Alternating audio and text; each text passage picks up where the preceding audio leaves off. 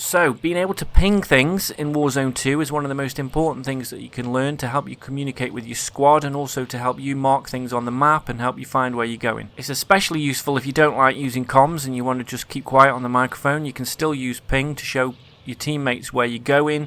You can show them where you've seen enemies, or there's a vehicle that you want to get to, or a certain contract. But it's still just as important even if you are using comms, because in the middle of a gunfight often it's quicker to ping an enemy rather than trying to explain to your teammates where an enemy is, or they're behind that building over there and they're like, which building?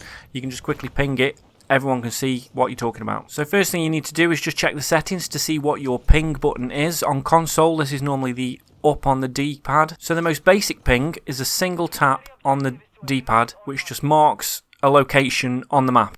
And you can use this for any reason you want. You can say, I'm going over there, I've seen enemies over there, let's go and have a look over there, whatever. You can do a single tap with the up on the D-pad, and then you can hover over it and press it again to remove it. So probably the most important one that you're going to use the most is double tap ping, and that will mark danger. So if you see an enemy, or you know that there's an enemy shooting at you from a certain building, you can double tap on that building, it puts a little red marker, danger, enemies seen here.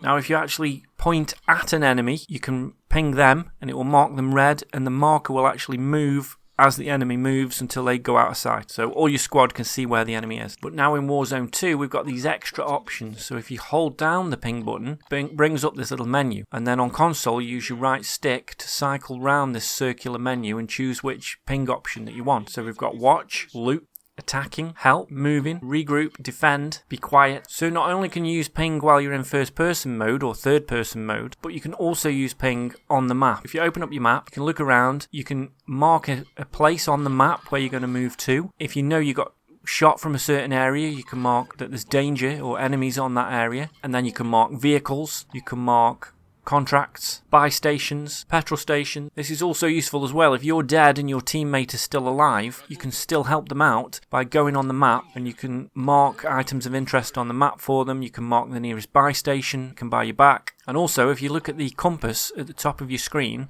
when you mark something with ping, it shows a little marker on that compass. So whichever direction you're facing, you can see the little marker. So you can mark somewhere on the map a direction that you want to head, and then when you look on your compass, you can turn around and you can see that direction, and you can follow that mark.